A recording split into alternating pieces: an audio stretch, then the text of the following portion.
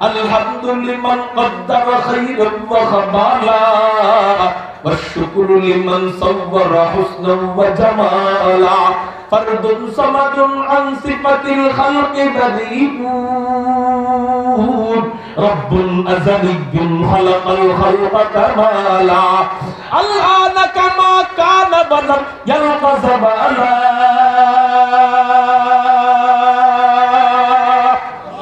الآن كما كان ولم يلق زمانا لا شبه ولا مثل ولا عم وقالا لا شبه ولا مثل ولا عم وقالا لا ضد ولا ند ولا حد لمولاه لا ضد ولا ند ولا حد لمولاه لا كفو ولا بلد ولا عم وقالا لا كفو ولا بلد ولا عم وقالا मैं ढूंढ रहा कहाँ है दरबार इलाही मैं ढूंढ रहा कहाँ है दरबार इलाही मोहब्बत में तेरा दम दम रखना है मौला मोहब्बत में तेरा दम दम रखना है मौला मोहब्बत में तेरा दम दम रखना है मौला तेरा नाम मदीना है तेरी नाम में मरना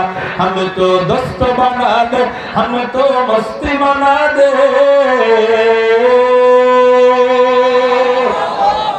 हमें तो दोस्त बना ले हमें तो मस्ती बना दे हमें तू प्यार बना ले हमें तू यार बना ले हमें तू प्यार बना ले हमें तू यार बना ले तो खुदा बंद यमीनी तो खुदा बंद शिमाली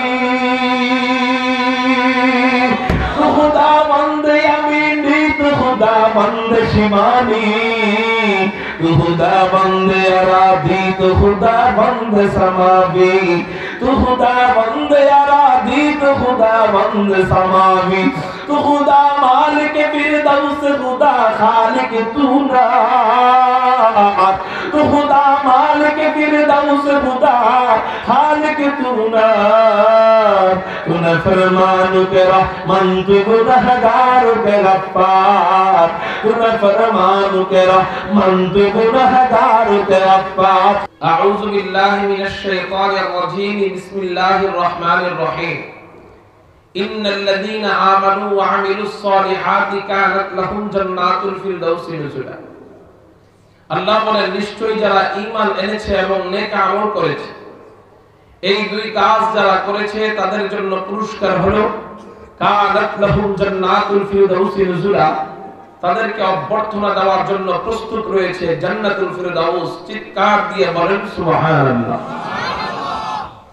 ঈমানের মাধ্যমে জান্নাত মঞ্জুর হয় ঈমান হলো জান্নাতের ভর্তি ফি ছাড়া স্কুল কলেজে ঢোকা যায় ছাত্র হওয়া যায় না তো ঈমান হলো জান্নাতের ভর্তি ফি আর নেক আমল হলো জান্নাতের চলার টাকা পয়সা অর্থ করি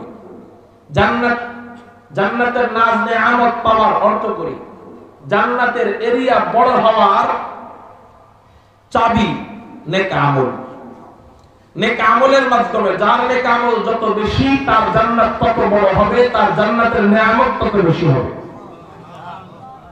আর যার ঈমান মজবুত তার জন্য জান্নাত তত তাড়াতাড়ি মঞ্জুর হবে ঈমান ছাড়া জান্নাতে ঢুকাই যাবে না ঈমান ছাড়া জান্নাতে ঢুকাই যাবে না নেক আমল ছাড়া জান্নাতে ঢোকা যাবে তবে মায়ের খাওয়ার পর কথা বুঝতে পারছেন তাহলে এই দুইটার মধ্যে সবচেয়ে বড় গুরুত্বপূর্ণ বিষয় হলো ঈমান এজন্য ইহুদি খ্রিস্টানরা মুসলমানদের নেক আমল কায়রা নিতে অতটা উদ্গ্রীব না মুসলমানরা নেক আমল করুক এটা নিয়ে ওদের এত মাথা ব্যথা নেই কিন্তু মুসলমানের ঈমানকে কায়রা নেওয়ার জন্য ওরা খুব চৌকানি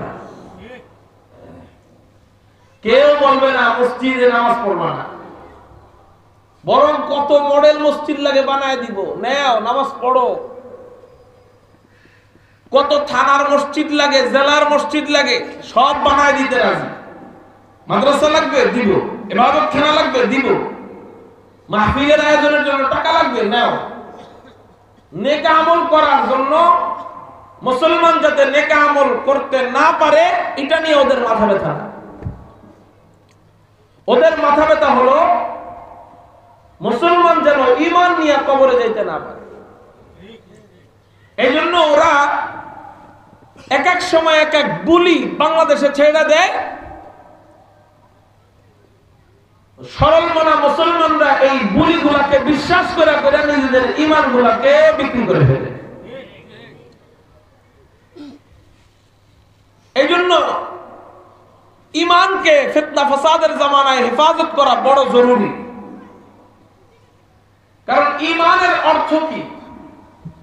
ঈমানের অর্থ হলো আল ঈমান হুয়া তাসদীক মা জাআ বিহি নবী সাল্লাল্লাহু আলাইহি ওয়াসাল্লাম। হুজুর সাল্লাল্লাহু আলাইহি ওয়াসাল্লাম আল্লাহর পক্ষ থেকে যা কিছু নিয়ে এসেছেন এই সবগুলা বিষয়কে হুবহু বিশ্বাস করার নাম হলো ঈমান। আল্লাহ যা নাজিল করছেন একটাকে অবিশ্বাস করা তো দূরে থাক, মনে মনে ঘৃণা করার নামও কুফরি, তুচ্ছ তাচ্ছিল্য করার নাম কুফরি।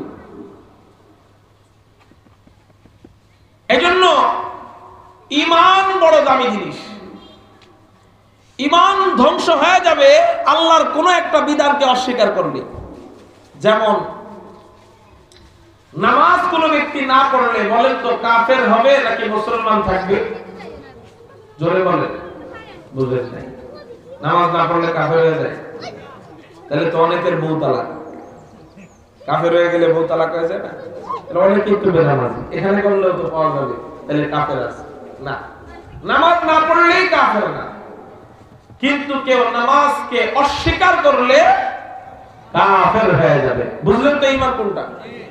নামাজ পড়ুক আর না পড়ুক, নামাজ বইলা স্বীকার করার নাম ঈমান, আর এটাকে অস্বীকার করার নাম কুফরি। তারপরে কোন ব্যক্তি রোজা রাখতে পারলো না, রাখলো না, ইচ্ছা করেই রাখলো না, কাফের হবে না শুধু গুনাহগার হবে? গুনাহগার হবে। কিন্তু রোজাকে অস্বীকার করলো তখন কি শুধু গুনাহগার হবে না কাফের হবে? কোন ব্যক্তি সুদ খাইলো কাফের হবে না শুধু গুনাহগার হবে? কিন্তু সুদ হারাম এটাকে কোন ব্যক্তি অস্বীকার করলো কাফের হবে না শুধু গুনাহগার হবে? কাফের। বুঝলেন তাহলে ঈমান কাকে বলা হয়? ঈমান হইল বিশ্বাস করতে হবে। এই জিনিসটা আমাদের মনে থাকে না, ঈমানটা কাকে বলা হয়। আমি মুসলমানের সন্তান দাবি করি নিজেকে। আপনি মুসলমান, হিন্দু আইসা আপনারা জিজ্ঞাসা করে এই তুমি কিসের বলে মুসলমান, আপনি বলবেন ঈমানের বলে মুসলমান। এবার যদি জিজ্ঞাসা করে ঈমানের অর্থ বলো, আপনি হা করে তাকায় থাকেন। ঈমানের অর্থ বলতে পারেন না, শুধু অর্থ জানেন বিশ্বাস। তো বিশ্বাস তো হিন্দু গোপলানো নাম বিশ্বাস থাকে। বিশ্বাস কমল কান্তি দাস এমন নাম থাকে না?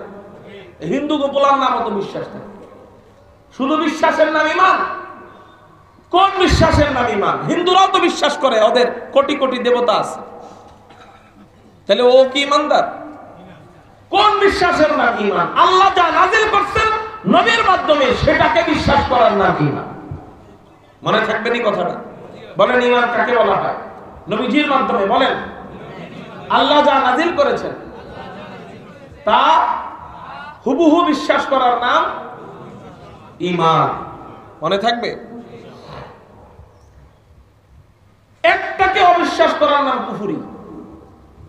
সব বিশ্বাস করার নাম ঈমান, একটা অবিশ্বাস করার নাম। যেমন ওযুর ফরজ কয়টা? চারটা একত্রে করলে ওযু হবে, কিন্তু একটা না কইরা বাকি তিনটা যতই করে ওযু হবে? তাহলে ঈমান সবগুলো একত্রে বিশ্বাস করার নাম ঈমান। একটাকে বাদ দিয়ে বাকি যতই তাহাজ্জুদ গুজার হও না কেন, যতই মাথার মধ্যে পট্টি দিয়ে নির্বাচনের আগে মানুষের কাছে দোয়া চাও না কেন, যতই নির্বাচন আগে শাহজালাল বাবার নির্বাচনের আগে শাহজালাল বাবার দরবারে যায় আল্লাহর কাছে যতই দোয়া করো, একটাকে যদি অবিশ্বাস করো, আল্লাহর শরীয়তের থেকে শরীয়তের একটা বিধানকে যদি তুমি তুচ্ছ তাচ্ছিল্য করো, তাহলে তুমি যতই তাহাজ্জুদ গুজার হও তুমি কাফের। যেমন কেউ বলল কথার কথা সব মানে, কিন্তু নারীদেরকে নিয়ে কিছু আপত্তি করে। যেমন এক নাম্বার আপত্তি, আল্লাহ নারীদের যে পর্দা দিছে এই পর্দাটা নারীদের জন্য ইনসাফ হয় না, স্বাধীনতা হয় না। পর্দার বিধানটা নারীদের জন্য স্বাধীনতা নয়, পরাধীনতা। কেউ পর্দা করলো না, কিন্তু পর্দা না করলে কি কাফের হবে? কি হবে? শুধু গুনাহগার। কিন্তু যদি কেউ পর্দাটাকে তুচ্ছ তাচ্ছিল্য করে, তাহলে সে কি মুসলমান থাকবে না কাফের হয়ে যাবে? আমাদের কাছে আইসা বলে, অনেক সময় নাস্তিকরা ফেসবুকে পোস্ট দেয় এরকম, অনেকে যায় কমেন্টে কয় ঠিকই তো কইছে। কি লেখে পোস্টে?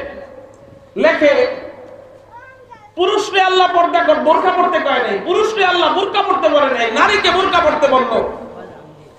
নারীরও যৌবনের চাহিদা আছে, পুরুষেরও যৌবনের চাহিদা আছে, কিন্তু শুধু নারীকে বোরকা পড়তে বললো, পুরুষকে বোরকা পড়তে বলে নাই। তার মানে আল্লাহ নারীর উপরে অবিচার করছে, পুরুষের উপরে ভালো বিচার করছে। নাউজুবিল্লাহ বলেন। পুরুষকে স্বাধীনতা দিছে, নারীকে পরাধীনতা দিছে। সরল মনা মুসলমানরা যদিও কোনো উত্তর দেয় না, কিন্তু মনে মনে কয় ঠিকই তো। কি কয়? এই ঠিকই তো বলার সাথে সাথে কাফের। ঠিকই তো বলার সাথে সাথে কি? আজকে ঈমান চিনতে হবে। ঈমান চিনবেন, ঈমান চিনি না বইলাই চায়ের স্টলে বসে বসে আড্ডা মারি, ঈমান বিধ্বংসী কথাবার্তা বইলা ঈমান হারা হয়ে যায়। খেয়াল করেন, এক নাম্বার আপত্তি, মুসলমানদের বিধান পর্দা ফরজ, সেই পর্দার উপর আপত্তি করে যে পুরুষকে বোরকা পড়তে কয় নাই, নারীকে বোরকা পড়তে বললো। তার মানে পুরুষের উপর আল্লাহ ইনসাফ করছে, নারীর উপর আল্লাহ জুলুম করছে, পুরুষকে স্বাধীন করেছে, নারীকে পরাধীন করেছে। মনে মনে যারা কয় ঠিকই তো, তারাও কাফের।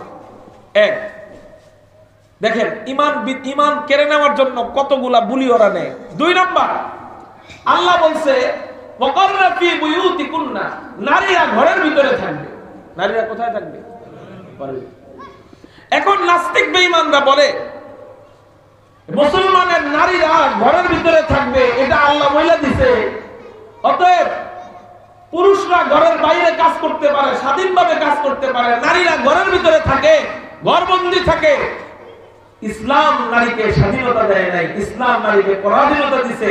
স্বাধীনতা দিয়েছে শুধু পুরুষকে। পুরুষ বাইরে যায় যা ইচ্ছা তাই করতে পারবে, ভ্যান চালাইতে পারবে, ট্রাক চালাইতে পারবে, পুলিশগিরি করতে পারবে, র্যাবের চাকরি করতে পারবে, এরপরে গার্মেন্টসে কাজ করতে পারবে। কিন্তু নারীদের ক্ষেত্রে আল্লাহ কেন বললেন নারীরা ঘরের ভিতরে থাকবে? তার মানে আল্লাহ নারীদের উপর অবিচার করেছে, পুরুষের উপর আল্লাহ ইনসাফ করেছে, নারীর উপরে জুলুম করেছে। নাউজুবিল্লাহ বলেন। এটা বলে কি বলে না? অনেকে বলে ঠিকই তো। অনেকে বলে কি ঠিকই তো বলার সাথে সাথে তার ঈমান চলে যায়। কিন্তু ওদের আপত্তিটা বড় চমৎকার করে সাজাইছে। মানুষের ঈমানকে টাইনা বের করে নিয়ে যাওয়ার জন্য কিভাবে সুন্দর করে সাজাইছে। আপনিও মাসালা না জানা থাকলে আপনি বইলা ফেলাইবেন, হ্যাঁ আসলেই তো নারী গো আল্লাহ ঘরের ভিতরে বন্দী থাকতে কইছে, পুরুষের মতো স্বাধীনতা দেয় নাই কেন? এর উত্তর দিব, সামনে চলেন। এরপর আরেকটা আপত্তি তুলে ঈমানকে কেড়ে নেওয়ার জন্য। কি আপত্তি? সেটা হলো পুরুষকে আল্লাহ দিতে বললেন নারীর থেকে ডাবল সম্পদ, কি? আর নারীকে দিতে বললেন পুরুষের চেয়ে অর্ধেক। বাপ মারা গেছে 1.5 লাখ টাকা রাইখা, 1 লাখ, দুইটা সন্তান, একজন ছেলে আর একজন মেয়ে রাইখা মারা গেছে, আছে কয় লাখ টাকা? 1.5 লাখ। 1 লাখ টাকা কে পাবে? আর 50,000 কে পাবে? মেয়ে। এটা আল্লাহ নারীর উপর জুলুম করছে। ভাই এই কথা বলে অনেকে সাপোর্ট করে যে হ্যাঁ ঠিকই তো, নারীকে অর্ধেক দিতে বললো কেন? কারণ আল্লাহ আরেক জায়গায় কইছে নারীরা ঘরের ভিতরে থাকবে, তো নারীরা বাইরে টাকা পয়সার জন্য, টাকা কামাইয়ের জন্য বাইরে কাজ করতে পারে না, ক্ষেত খামারে কাজ করতে পারে না, ভ্যান চালাইতে পারে না, রিক্সা চালাইতে পারে না, ট্রাক চালাইতে পারে না, কুলিগিরি করতে পারে না, এরপরে বিভিন্ন জায়গায় ব্যবসা বাণিজ্য করতে পারে না, দোকানপাটে বসতে পারে না। অতএব নারীরা ঘরের ভিতরে যদি বন্দী থাকে ইসলামী শরীয়ত মোতাবেক, তাইলে নারীদের তো বেশি টাকা দেওয়ার কথা ছিল, অর্ধেক সম্পদ দিতে কইল কে? আল্লাহ নারীর উপর অবিচার করছে। এরকম ভুরি ভুরি আপত্তি ইসলাম সম্পর্কে নাস্তিকরা ইন্টারনেটে ছড়ায় দেয় কি দেয় না?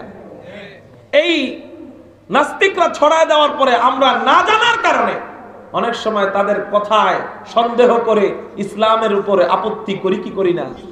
করি। এই আপত্তি করলেই আমি কাফের হয়ে যাই।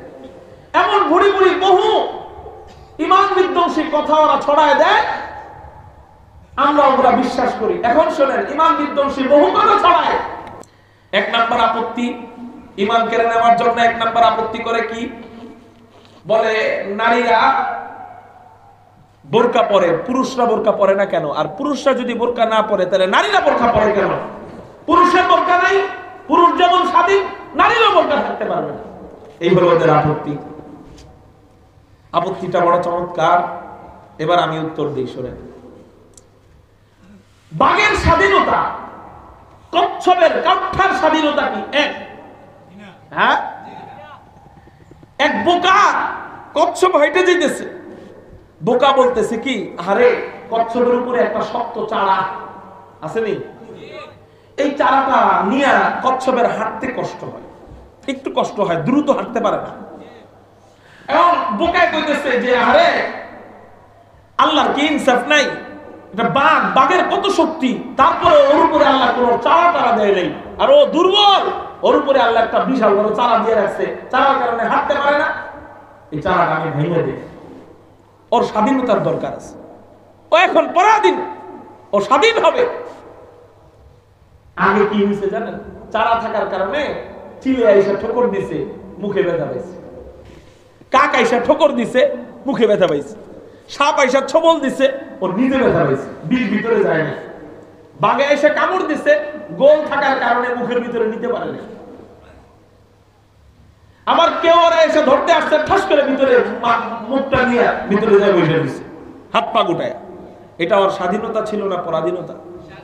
স্বাধীনতা। কিন্তু বোকায় যায় কইল যে বাঘের যেহেতু চারা নাই, অতএব সবার সমান অধিকার, বাঘ আর কচ্ছপ সমান অধিকার, অতএব ওর চারাটা আমি ভাইনা দিই, ও বাঘের মতো স্বাধীন থাকবে। ভাইনা ভিতর থেকে বাইরে রাখার নেই, এবার তুই ঘোরাঘুরি কর। এখন ঘুরতে যায়, ঘুরতে যাওয়ার পরে চিলে আইসা দেয় ঠোকর, কাকে আইসা দেয় ঠোকর, সাপ আইসা দেয় ছবল, শকুন আইসা দেয় ঠোকর, বাঘ আইসা দেয় কামড়, পিঁপড়া আইসা দেয় কামড়, চামচিকা আইসা দেয় লাথি। কর, এটা কি এই কচ্ছপের জন্য ল্যাংটা হয়ে যাওয়াটা স্বাধীনতা হইল না পরাধীনতা হইল? আজকে কোন রাষ্ট্রকে তুমি সবচেয়ে বেশি স্বাধীন বলবা? আমেরিকা, ঠিক না? আমেরিকা সবচেয়ে বেশি স্বাধীন বলে না? আধুনিকতার দিক দিয়ে এক নাম্বার, স্বাধীনতার দিক দিয়ে এক নাম্বার, কিন্তু ধর্ষণের দিক দিয়ে, ধর্ষণের দিক দিয়ে তারা কোনো ভূমিকা পালন করতে পারে নাই, ধর্ষণ বন্ধ করতে পারে নাই। সারা বিশ্বে ধর্ষণের এক নাম্বার স্থান অধিকার করতেছে আমেরিকা। তারা নারীদেরকে ল্যাংটা করে ছাড়ছে, ওই কচ্ছপের উপরের শক্ত চারাকে খুইলা দিছে যেমন বোকারা, এরকম তারা পুরো আমেরিকার নারীদেরকে ল্যাংটা করে ছাড়ছে। ল্যাংটা করার পরে, উলঙ্গ করার পরে নারীদের স্বাধীনতা হয় নাই, নারীরা রাস্তাঘাটে চলতে পারে না। ডাইরেক্ট ওপেন, কুকুর যেমন কুত্তির সাথে ফাইজলামি করে, ওপেন আমেরিকার নারীদের সাথে ফাইজলামি করতেছে পুরুষরা। এটা কি নারীর স্বাধীনতা না নারীর পরাধীনতা? একটা নারী কখন স্বাধীন থাকে? আপাত বাস্তব বোরকা নিয়ে যখন ঢাকা থাকে, একটা নারী তখন স্বাধীন থাকে। আপনি বলতে পারেন হুজুর, আপনি বলতে পারেন হুজুর বোরকা পরা মেয়ে কি ধর্ষিতা হয় না? শোনেন, হয়, কিন্তু 1 কোটির মধ্যে একজন। এই একজনের জন্য বাকি 1 কোটিকে আপনি ফালায় দিতে পারবেন না। আর উলঙ্গ মেয়ে যারা অর্ধলঙ্গ চলাফেরা করে, হুজুর তারা কি সবাই ধর্ষিতা হয়? হ্যাঁ, সুযোগে পড়লে 1 কোটিতে 1 কোটিই দর্শন হয়। কথা বুঝতে পারছেন? তাহলে এবার বলেন, বাঘের স্বাধীনতা আর কচ্ছপের স্বাধীনতা যেমন এক নয়, কচ্ছপের উপরে শক্ত চারা আল্লাহ দিছে কচ্ছপকে সংরক্ষণ করবার জন্য, নিজেকে সংরক্ষণ করবার জন্য, সেভ করবার জন্য। আর বাঘের উপরে আল্লাহ শক্ত চারা দেয় নাই কেন? ওরে আইসা সাপে চুমুল দিতে গেলে বাঘে দিব কামড়, শকুনে আইসা চুমুল দিতে গেলে শকুনে দিব কামড়, ওরে আইসা কেউ আক্রমণ করতে গেলে এক হুঙ্কার দিব, হুঙ্কারে জঙ্গল ছেড়ে পালাবে। ঠিক না ঠিক? ঠিক নারীর স্বাধীনতা আর পুরুষের স্বাধীনতা আল্লাহ এক রাখে নাই কেন? নারীরা দুর্বল কচ্ছপের মতো, আর পুরুষরা সবল বাঘের মতো। আমাদের সামনে কেউ আসুক, আমাদের সামনে কেউ আসুক, জীবনে শুনছেন কোন পুরুষ হাইটে যাইতেছে, রাত্রে 1টা বাজে সেই পুরুষকে ধৈর্য দর্শন করে ছেড়ে দিছে? শুনছেন জীবনে? এই জন্যই আল্লাহ পুরুষে বোরকা দেয় নাই, এদের বোরকা দেওয়ার দরকার নেই, নারীদের জন্য দরকার, আল্লাহ নারীদেরকে দিচ্ছেন। এটা নারীর পরাধীনতা না, বরং নারীর স্বাধীনতা। স্বাধীনতা তো ওই জিনিসের নাম, সে মন মতো চলাফেরা করতে পারে, ধর্ষণ হয় না, সেফ রাখতে পারে তার নিজেকে, এটার নাম স্বাধীনতা। আলহামদুলিল্লাহ 98% এই মুসলিম দেশে আমার নারীরা বোরকা পরে যারা থাকে তারাই সবচেয়ে বেশি স্বাধীন। তোমরা আমাকে স্বাধীনতা শিখাও। তাহলে বলেন বোরকাটাই নারীর সৌন্দর্য না বোরকা না থাকাটাই সৌন্দর্য? নারীর স্বাধীনতা বোরকার ভিতরে না বোরকা ছাড়া? তাহলে এবার বলেন, ওরা যে আমাদের ভিতরে প্রশ্ন ঢুকায় দেয় যে আল্লাহ নারীদের বোরকা পড়তে বলছে, পুরুষের বোরকা পড়তে বলে নাই, তার মানে নারীর উপর অবিচার করছে, আপনি যে মনে মনে করেন ঠিকই তো, এটা কোন কে? আর বলবেন ইসলামের কোন বিধান বুঝে না আসলেও আপনার মনে রাখতে হবে এটা ইসলামের বিধান, অতএব এটা সঠিক, আমার বুঝে না আসলেও সঠিক। 1 নাম্বার আপত্তি গেল। 2 নাম্বার আপত্তি, আচ্ছা নারীদেরকে ঘরে বসে থাকতে কইছে কে? আল্লাহ। শোনেন, বোরকা পড়া আল্লাহ ফরজ করছে, কিন্তু ঘরে বসে থাকা ফরজ করে নাই। কি করে নাই? ফরজ করে নাই। প্রয়োজনে তারা বোরকা পরে আপাতমস্তক ঢেকে ঘর থেকে বাইরে বের হতে পারবে, কিন্তু ঘরে থাকতে বললেন কেন? ওয়াকারনা ফি বুয়ুতিকুন্না, নারীরা ঘরের ভিতরে বসবাস করো, এটা আল্লাহ বললেন কেন? খেয়াল করেন, ওরা নারীদেরকে ঘর থেকে বের করে নিয়ে যেতে চায়, আল্লাহ বলেন নারীরা ঘরে থাকো, এটাই ভালো। ওরা বলে নারীরা ঘরে থাকলে পুরুষের মতো স্বাধীন থাকতে পারে না, অতএব নারীদেরকে স্বাধীনতা দিতে হবে। ইসলাম নারীদেরকে স্বাধীনতা দেয় নাই, ঘর থেকে বের হয়ে যাও, এটাই নারীর স্বাধীনতা। আল্লাহ বলে তুই ঘরে থাক, তোর জন্য ঘরে থাকা স্বাধীনতা। কেমনে? খেয়াল করে, পুরুষ ঘরের বাইরে থাকবে, ভিতরে থাকবে, এটা পুরুষের জন্য স্বাধীনতা, কিন্তু নারীর জন্য ঘরের বাহিরটা স্বাধীনতা না। কারণ আমি একটু আগে বলছি কচ্ছপের স্বাধীনতা আর বাঘের স্বাধীনতা এক, ঠিক নারীর স্বাধীনতা আর পুরুষের স্বাধীনতা এক নয়। কেমনে? পুরুষ বাইরে যায় যে কোনো কাজ যে কোনো মুহূর্তে রাত 1টা 2টা 1:30 5টা 6টা করতে পারবে, ঠিক না? কিন্তু একটা নারী ঘর থেকে বের হইছে, কি করবে? সে পুরুষের সাথে সমান অধিকারের কাজ করবে। নারী ঘর থেকে বের হয়ে মাটি কাটবে, মনে করেন এখন নারী পুরুষের মতো মাটি কাটবে। 5 জন নারী একত্রিত হয়ে সিদ্ধান্ত নিল যে আমরা মাটি কাটবো। এক মহাজনের সাথে চুক্তি হয়েছে, এই এরিয়ার মাটি 1 সপ্তাহের ভিতরে কেটে দিতে হবে। কয় সপ্তাহ? 1 সপ্তাহের ভিতরে কেটে দিতে হবে। ঠিক আছে, আমরা 1 সপ্তাহের ভিতরে এই এরিয়ার মাটি কেটে দিব, এত টাকা দিবেন। আচ্ছা ঠিক আছে। এই 1 সপ্তাহের প্রথম দিন যাইতে না যাইতেই 2 জন মহিলার মাসিক শুরু হয়ে গেছে। কি শুরু হয়ে গেছে? মাসিক। এই মাসিক নারীদের 3 দিনও থাকে, সব 7 দিনও থাকে, আবার অনেকের 10 দিনও থাকে। সাধারণত বেশিরভাগ নারীদের মাসিকটা 7 দিনই থাকে, একটু কম বেশ হইতেও পারে। এই 7 দিন মাসিক থাকে। এই অবস্থায় একটা নারী বাহিরে কোদাল দিয়ে কাজ করা, রোদ্রের মধ্যে, প্রখর রোদ্রের মধ্যে, প্রচন্ড গরমের মধ্যে এই মাটি কাইটা এই মাসিক অবস্থায় কাজ করা একজন নারীর জন্য স্বাধীনতা না পরাধীনতা? কেন? মাসিক অবস্থায় একটা নারী বুঝে তার ভিতরে কত যন্ত্রণা চলতে থাকে। আপনি পুরুষ, আপনাকে বুঝাই দেই কেমন লাগে নারীর মাসিক অবস্থায়। কলেরা হইলে আপনার কেমন লাগে? কলেরা ভাল লাগে? একদিন কলেরা হইলে আপনি কাইতে হয়ে যান, সেখানে রক্ত পড়ে না, আপনার পেটের ময়লা পড়ে, তাতেই আপনি কাইতে হয়ে যান। কিন্তু একটা নারীর শরীরের ডাইরেক্ট রক্ত পড়ে। এই কারণে নারীর আপনার কলেরা হইলে পেট পিঠ ব্যথা করে না, কিন্তু একটা নারীর মাসিক হওয়ার পরে শরীরের এতটাই মানে তার দুর্বল লাগে যে পিঠ, কোমর, মাথা এই সব জায়গায় ব্যথা করতে থাকে এবং পেট তো ব্যথা করতেই থাকে। এরপরে ওষুধপত্র খাওয়াইতে হয়। মুহতারাম হাজিরিন, তাহলে বলেন এই অবস্থায় একটা নারীর জন্য বাহিরে কোদাল দিয়ে কাজ করা স্বাধীনতা না পরাধীনতা? গেল। নারীদের আরেকটা সময় আসে, সেটা হলো সে নারী গর্ভবতী হয়। এক নারী র্যাবের চাকরি নিল, র্যাবের, পুরুষ নারী সমান অধিকার, তো র্যাবেও পুরুষও র্যাব, নারীও র্যাব। র্যাবের চাকরি নিয়ে কন্টাক্ট হইল যে আমি আগামীকালকে থেকে র্যাবের চাকরিতে জয়েন হলাম। তো জয়েন হওয়ার 2-3-4 সপ্তাহ পরেই দেখা গেল তার পেটে একটা সন্তান এসে গেছে। সন্তান এসে যাওয়ার পরে তার পেট ফুলা আরম্ভ হয়েছে। এখন বলেন এই অবস্থায় র্যাবকে অপারেশনের জন্য পাঠাইছে।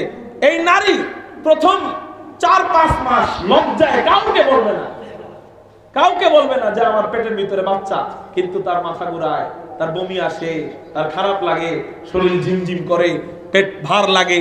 এই খারাপ লাগা নিয়ে সে লজ্জায় বলতেও পারতেছে না, কারণ এত লম্বা সময়ের জন্য ছুটি চাইলে যতদিন পেটে বাচ্চা থাকবে ততদিন লম্বা সময়, এই লম্বা সময়ের জন্য ছুটি চাইলে চাকরি বাদ হয়ে যেতে পারে। 6-7 মাস, 8 মাস, 9 মাস একটা মেয়ে একটা ছেলে পেটে থাকলে, সন্তান পেটে থাকলে 10 মাস 10 দিন পেটে থাকে, এই 10 মাস 10 দিনের জন্য ছুটি চাইলে চাকরি বাদই হয়ে যাবে, ঠিক না ঠিক? কিন্তু এই নারী চাকরির দরকার, তার টাকার দরকার, তার স্বাধীনতা দরকার, এই জন্য সে ছুটি চায় না।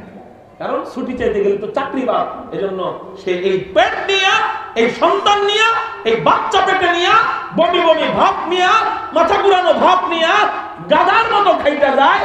যে সময় যে অপারেশনে পাঠায় সন্ত্রাসীদেরকে ধরার জন্য, ওই গর্ভবতী মাকে পাঠায়।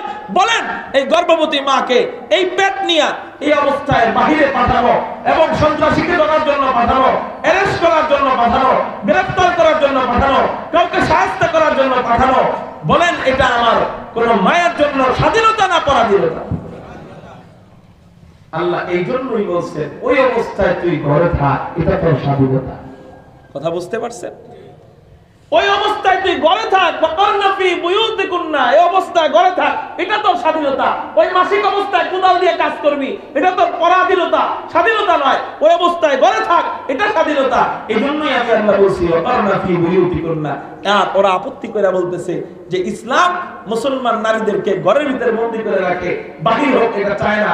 অতএব মুসলমান নারীরা নির্যাতিত, অবহেলিত এবং মজলুম এবং জুলুমের শিকার। আল্লাহ তাদের উপর জুলুম করছে, বলেন নাউযুবিল্লাহ। আল্লাহ তাদের উপর জুলুম করছে না ন্যায় বিচার করছে? ন্যায় বিচার করছে। এরপর নারীদের আরেকটা অধ্যায়, কি অধ্যায়? সেটা হলো সন্তান প্রসব হওয়ার অধ্যায়। সন্তান প্রসব হওয়ার অধ্যায়। যে কোনো মুহূর্তে এমন কয়েকটা দিন চলে, এমন কয়েকটা মাস চলে, যখন সন্তান হওয়ার মুহূর্ত এসে যায়, সে তো আর একরের জানে না যে একেবারে 10 মাস 10 দিনের দিনই হবে কিনা, নাকি 9 মাস 5 দিনের দিন হবে, না 9 মাস 20 দিনের দিন হবে, এটা তো আর সে জানে না। 9 মাস হওয়ার পরেই তো একটা ঝুঁকি এসে যায়, 8 মাস পরেই তো একটা ঝুঁকি এসে যায় যে কোনো মুহূর্তে হয়ে যেতে পারে, ঠিক না? ঠিক। এই অবস্থায় এই যে 2-3 মাস একটা আশঙ্কায় থাকে, এই মুহূর্তে সন্তান হয়ে যেতে পারে, এই আশঙ্কা নিয়ে একটা নারী কাজ করতে যায়। বাহিরে কাজ করতে যাওয়ার পর এই আশঙ্কায় থাকে, একটা সময় তার প্রসব বেদনা উঠে, সন্তান ভূমিষ্ঠ হয়। বলেন গার্মেন্টসে কাজ করতেছে, এই মুহূর্তে সন্তান ভূমিষ্ঠ হওয়া শুরু হয়েছে, তখন পুরা গার্মেন্টস কর্মীর সামনে এই মায়ের লজ্জাটা কই যাইব? বলেন গেল। এরপর নারীদের আরেকটা সাবজেক্ট আসে, সন্তান হওয়ার পর 2 বছর দুধ খাওয়াইতে হয়। 2 বছর কি খাওয়াইতে হয়? দুধ খাওয়াইতে হয়। এখন এই 2 বছর দুধ খাওয়াবে। সে কলেজের শিক্ষিকা, সে কলেজের কি শিক্ষিকা। আর কলেজের শিক্ষিকা মাগার 2 বছর সন্তানকে দুধ খাওয়াইতে হবে। এখন এই দুধ খাওয়ানোর জন্য স্যারের কাছে যায় বলবে, স্যার আমার সন্তানকে তো দুধ খাওয়াবো, আমরা 2 বছরের জন্য ছুটি দেন। দিবে তো, ছুটি তো দিবে নাকি? 2 বছরের জন্য ছুটি দিবে না, নাকি বাদই করে দিবে? এই জন্য সে তো বাদ হইতে চায় না, কারণ বাদ হয়ে গেলে তো পুরুষ নারী সমান অধিকার হইল না। অতএব পুরুষরাও যেমনি ভাবে সর্বহালতে কলেজে থাকে শিক্ষকগিরি করে, আমারও তো তেমনি ভাবে সর্বহালতে শিক্ষিকাগিরি করতে হবে। অতএব শিক্ষিকাগিরি করতে আসছে, সন্তান দুধের জন্য কাঁদতেছে। সকাল থেকে বিকেল পর্যন্ত শিক্ষিকা কলেজের ভিতরে ছিল। সন্তান যে কোনো মুহূর্তে দুধের জন্য কান্দে, তো সন্তানরে এই কলেজের ছাত্রদের সামনে দুধটা খাওয়াইব কেন? তার জন্য আলাদা রুম রাখবো তো না, যে এই রুমের ভিতরে আপনি যখন আপনার বাচ্চাকে দুধ খাওয়াইতে মনে চায় এই আলাদা রুমের ভিতরে আপনি ঢুকবেন। তা আলাদা রুমই যদি রাখলো তাহলে পুরুষ নারী সমান অধিকার কেমন হইল? তা তো আলাদা হয়ে গেল না, নারীর জন্য আলাদা রুম, পুরুষের জন্য আলাদা রুম হয়ে গেল না। তা পুরুষ নারী সমান অধিকারী যদি হয়, তাই সবার সামনেই তো দুধ খাওয়াইতে হইব। এখন সবার সামনে না খাওয়াইলো, কলেজের যত আড়ালেই যাক না কেন, যখন জানবে আমাকে ম্যাডামে তার সন্তানকে দুধ খাওয়াইতে গেছে, কলেজের পোলাপান্ত বৈশা বৈশা ললিপপ চুষবো। হ্যাঁ, আমাদের দেশের পোলাপান্ত খুব ভালো। কোন জায়গায় ম্যাডামে যায় সেই জায়গায় সিসি ক্যামেরা ফিট করে রাখবে আগে। এটা একটা নারীর জন্য স্বাধীনতা না পরাধীনতা? সেই নারী তার ওই সময় দুধ খাওয়ানো অবস্থায় স্বাধীনতা হলো ঘরের ভিতরে থাকা, ঠিক না বেঠে? এই জন্যই আল্লাহ বলছেন ওয়াকারনা ফি বুয়ুতিকুন্না, নারীরা তোমরা ঘরের ভিতরে থাকো, এটাই তোমাদের জন্য স্বাধীনতা। কিন্তু নাস্তিকরা না বুঝে আমাদেরকে বলে দেয় এই কথা, সমাজের মধ্যে আওড়ায় বেড়ায় যে শোনো ইসলাম ধর্ম ভালো না। কেন ভালো না? এরা নারীদেরকে কণ্ঠাসা কইরা 4 দেওয়ালের ভিতরে আবদ্ধ করে রাখতে চায়।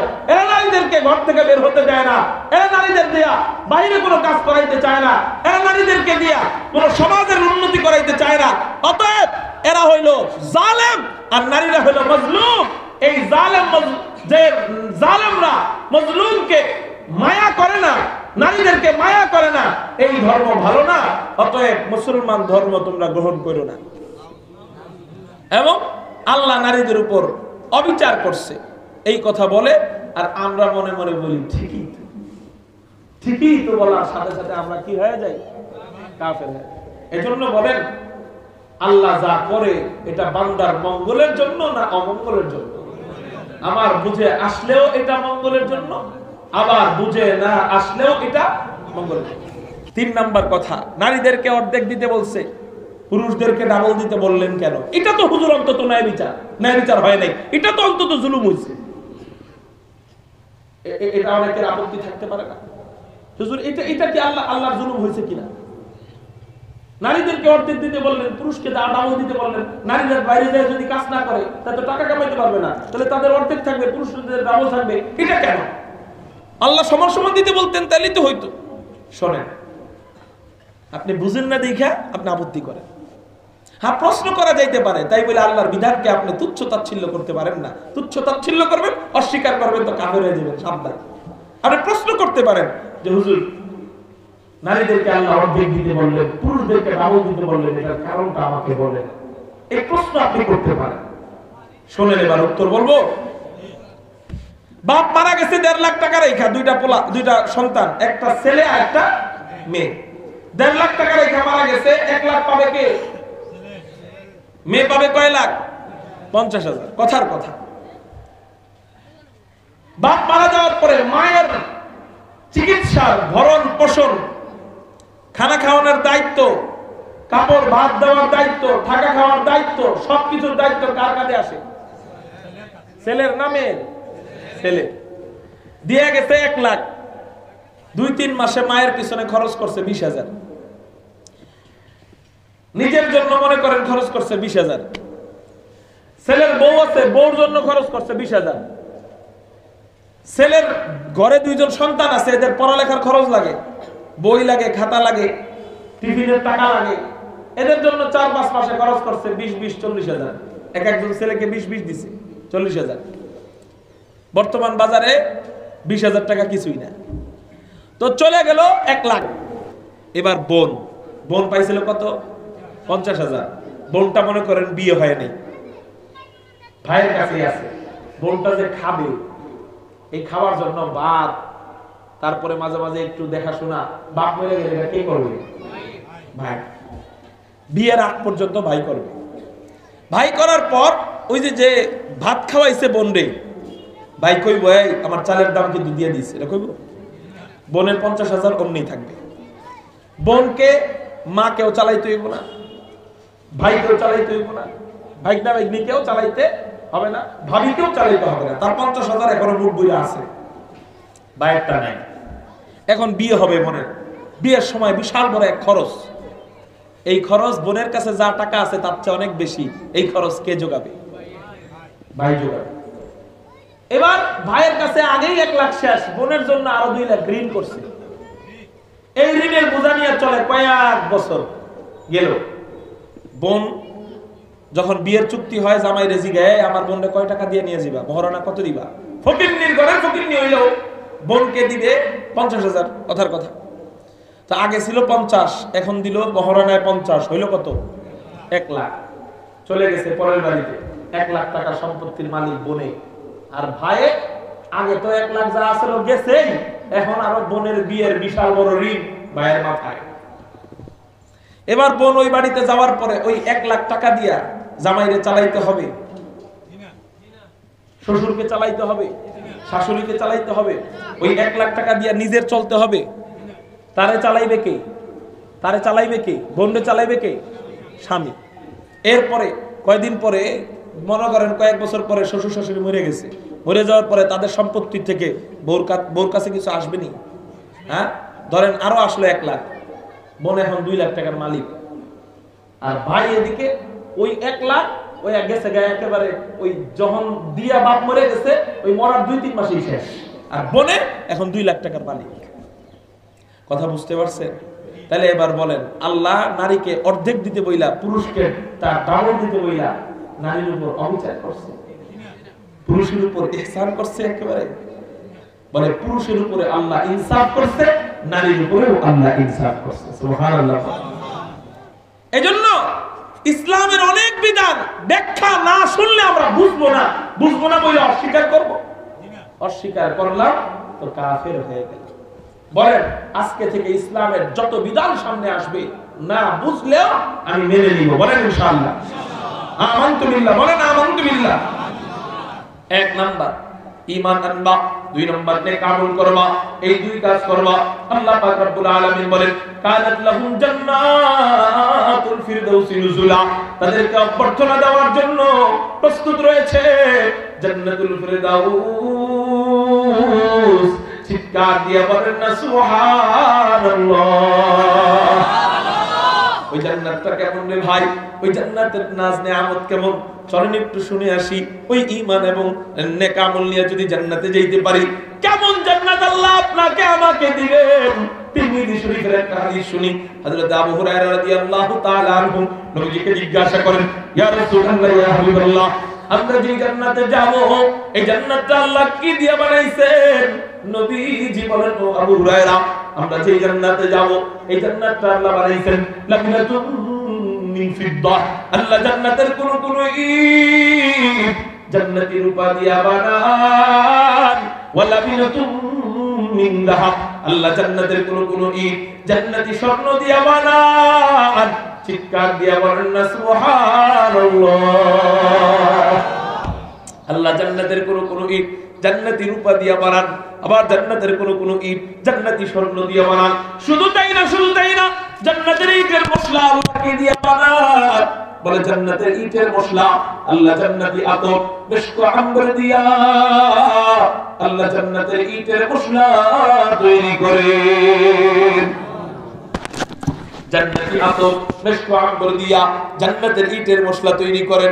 এজন্যই তো জান্নাতের এমন ঘ্রাণ। নবীজি হাদিসের মধ্যে বলেন, জান্নাতের কেমন ঘ্রাণ? বলে জান্নাতীরা যখন জান্নাতের কাছে যাবে, কত দূর থেকে জান্নাতের ঘ্রাণ পাবে। নবীজি হাদিসের মধ্যে বলেন, জান্নাতীরা জান্নাতের কাছে যখন যাবে, 40 বছর দূর থেকেই জান্নাতীরা জান্নাতের ঘ্রাণ পাইতে থাকবে। জান্নাতীরা জান্নাতের কাছে যাবে। আল্লাহ বলেন ওয়াসিকাল্লাযীনা তাকাউ রাব্বাহুম ইলাল জান্নাতি যুমারা হাত্তা ইযা জাউহা ওয়া ফুতিহাত আবওয়াবুহা। জান্নাতীরা জান্নাতের কাছে যখন যাবে, জান্নাতের কাছে যাওয়ার পর জান্নাতের দরজা সমূহ খুলে দেওয়া হবে। জান্নাতের দরজা আবার কয়টা? বুখারী শরীফের হাদিস, ফিল জান্নাতি সামানিয়াতু আবওয়াব, জান্নাতের দরজা হলো 8টা। চিৎকার দিয়ে বলেন কয়টা? এক নম্বর দরজার নাম বাবুস সালাহ, 2 নম্বর দরজার নাম বাবুল জিহাদ, 3 নম্বর দরজার নাম বাবুর রাইয়ান, 4 নম্বর দরজার নাম বাবুস সাদাকা, 5 নম্বর দরজার নাম বাবুস শাফা, 6 নম্বর দরজার নাম বাবুল কাযিমিনাল গায়যা ওয়াল আফিনা আনিন নাস, 7 নম্বর দরজার নাম বাবুর রাদি, 8 নম্বর দরজার নাম বাবুত তাওবা। চিৎকার দিয়ে বলেন না সুবহানাল্লাহ। এই 8টা দরজা আল্লাহ আমাদেরকে জান্নাতের মধ্যে দিবেন। এই এক একটা দরজা আবার কত বড়, নবীজি হাদিসের মধ্যে বলেন জান্নাতের দরজার 5 কত বড়। নবীজি হাদিসের মধ্যে বলেন জান্নাতের দরজার এক চৌকাঠ থেকে আরেক চৌকাঠের মাঝখানের দূরত্ব এটাও 40 বছরের রাস্তা। চিৎকার দিয়ে বলেন না আল্লাহু আকবার। আলহামদুলিল্লাহ কদ্দারা খাইরান ওয়া খাবালা, আলহামদুলিল্লাহ কদ্দারা খাইরান ওয়া খাবালা, والشكر لمن صور حسنا وجمالا، فرد صمد عن صفة الخلق بديع، رب أزلي خلق الخلق كمالا، الآن كما كان ولم يلق زمانا،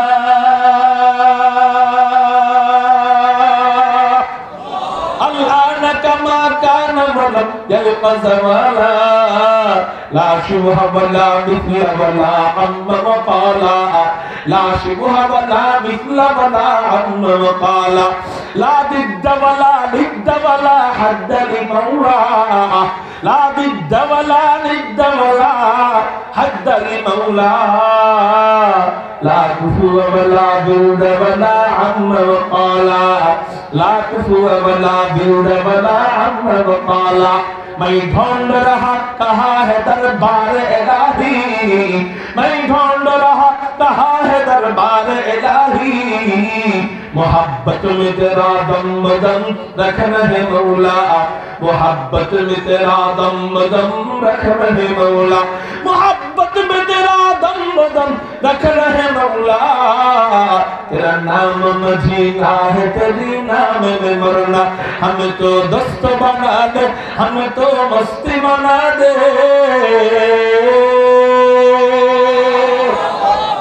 हमें तो दोस्त बना ले, हमें तो मस्ती बना दे, हमें तू प्यार बना ले, हमें तू यार बना ले, हमें तू प्यार बना ले, हमें तू यार बना ले, तो खुदा बंद यमीनी तो खुदा बंद शिमाली, तो खुदा बंद यमीनी तो खुदा बंद शिमाली, तो खुदा बंद अराधी तो खुदा बंद समावी, तो खुदा बंद अराधी तो खुदा बंद समावी, तो खुदा मालिक फिरदौस खुदा खालिक तू ना, तो खुदा मालिक फिरदौस खुदा खालिक तू ना, तू न फरमान के रहमान तू गुनहगार के गफ्फार, तू न फरमान के रहमान तू गुनहगार के गफ्फार। बारो जबान जरा बंद থাকে না, চিৎকার দিয়া বলি আল্লাহু আকবার। ভাই মালিক ওই দরজা দিবেন, ওই দরজা কত বড়, ওই দরজার পাশ 40 বছরের পথ। আল্লাহু আকবার। নবীজি হাদিসের মধ্যে বলেন ওই দরজা দিয়ে যখন জান্নাতীরা জান্নাতের ভিতরে ঢুকবে, এত মোটা মোটা দরজা, এত বড় বড় দরজা, ওই দরজার সামনেও নাকি জান্নাতীদের জাম লেগে যাবে, ভিড় লেগে যাবে। একটু চিৎকার দিয়ে বলেন না আল্লাহু আকবার। তাহলে ওই জান্নাতের সামনে জাম লেগে যাবে, ভিড় লেগে যাবে। কেন? বলে এত কোটি মানুষকে আল্লাহ, এত শত কোটি উম্মতকে আল্লাহ মাফ কইরা জান্নাতি বানাইবেন, যে ওই দরজার সামনে এত মানুষ হওয়ার কারণে জাম লেগে যাবে। আল্লাহু আকবার। এরপর আল্লাহ পাক রব্বুল আলামিন জান্নাতীদেরকে জান্নাতের ভিতরে ঢুকাবেন। জান্নাতীদেরকে জান্নাতের ভিতরে ঢুকানোর আগে আল্লাহ আমাদেরকে একটা নদীর মধ্যে গোসল করাবেন। ওই নদীতে গোসল করানোর পর আমাদের চারটা পরিবর্তন দেখা দিবে। চিৎকার দিয়ে বলেন কয়টা পরিবর্তন? এক নম্বর পরিবর্তন, আল্লাহ আমাদেরকে এখনো জান্নাতে ঢুকান নাই। জান্নাতে ঢুকানোর আগে আমাদের চারটা পরিবর্তন হবে। এক নম্বর পরিবর্তন, ওই নদীতে গোসল করানোর পর আল্লাহ আমাদের অবাঞ্ছিত নখগুলো ফালাইয়া দিবেন। দুই নম্বর পরিবর্তন, ওই নদীতে গোসল করানোর পর আল্লাহ আমাকে আপনাকে আব্বা জান আদমের সমান 60 হাত লম্বা বানাইয়া দিবেন। 3 নম্বর পরিবর্তন, ওই নদীতে গোসল করানোর পর আপনাকে আমাকে আল্লাহ 33 থেকে 33 বছরের যুবক, আপনার বিবিকে আমার বিবিকে আল্লাহ 18 বছরের যুবতী, আবার কোন কোন হাদিসে 30 থেকে 33 বছরের যুবতী বানাইয়া দিবেন। আদি অনন্তকাল এই যৌবন থাকবে, আর জীবনে এই যৌবন কমবে না। 4 নম্বর পরিবর্তন দেখা দিবে, যার যার জান্নাতের যে এরিয়া থাকবে সেই এরিয়ার মাঝে আল্লাহ তাকে, ওই জান্নাতীকে সবচেয়ে সুন্দর এবং সুন্দরী বানায় দিবেন। চিৎকার দিয়া বলেন না সুবহানাল্লাহ। এবার জান্নাতীরা জান্নাতের ভিতরে ঢুকবে। আল্লাহ বলেন ওয়াকালা লাহুম খাযানাতুহা সালামুন আলাইকুম তিবতুম ফাদখুলুহা খালিদিন। জান্নাতীরা যখন জান্নাতের ভিতরে ঢুকবে, জান্নাতের দারওয়ানরা জান্নাতীদেরকে সালাম দিবে, আসসালামু আলাইকুম ইয়া আহলাল জান্নাহ সালামুন আলাইকুম তিবতুম ফাদখুলুহা খালিদিন। ও বান্দারা, শুধু দারওয়ানরা সালাম দিবে তাই না, তোরা সারা দুনিয়ার মালিক আমি আল্লাহ, সাত আসমানের মালিক আমি আল্লাহ, সাত জমিনের মালিক আমি আল্লাহ, আর জান্নাতের মালিক আমি আল্লাহ, আরশে মুআল্লার মালিক আমি আল্লাহ, লাউহে মাহফুজের মালিক আমি আল্লাহ। ওই দিন আমি নিজে তোকে সালাম দেব, সালামুন কাওলাম মির রাব্বির রহিম। আল্লাহ পাক রব্বুল আলামিন ওই দিন নিজে আমাদেরকে তার কুদরতি জবান দিয়ে সালাম দিবেন। সালাম, ও দুনিয়ার নেতা, তোরা আমাকে জেলখানায় নিয়ে পিটাস, আমাদের কোনো দুঃখ নাই, আমাদের কোনো টেনশন নাই, আমাদের কোনো চিন্তা নাই, তোরা আমাকে দেখলে সালাম দেস না, ভাব ধরে বসে থাকস। কিন্তু শুইনা রাখ, তোর রব, তোর বাপের রব, তোর 14 গোষ্ঠীর রব আল্লাহ আমাদেরকে সালাম দিবেন, সালামুন কাওলাম মির রাব্বির রহিম। ও বান্দারা, এতদিন পর্যন্ত সালামে ফেলি পাইছো, হাত দিয়া কাজ করতে পারছো সালামে ফেলি, পা দিয়া হাঁটতে পারছো সালামে ফেলি, মুখ দিয়া কথা বলতে পারছো সালামে ফেলি, হাত পা অঙ্গ প্রত্যঙ্গ দিয়ে ইবাদত করতে পারছো সালামে ফেলি। এখন সালামে ফেলি শুধু নয়, এখন আমি আল্লাহ পক্ষ থেকে তোকে সালামে কওলি দিচ্ছি, আমার কুদরতি জবান দিয়ে সালাম দিচ্ছি, আসসালামু আলাইকুম ইয়া ইবাদি।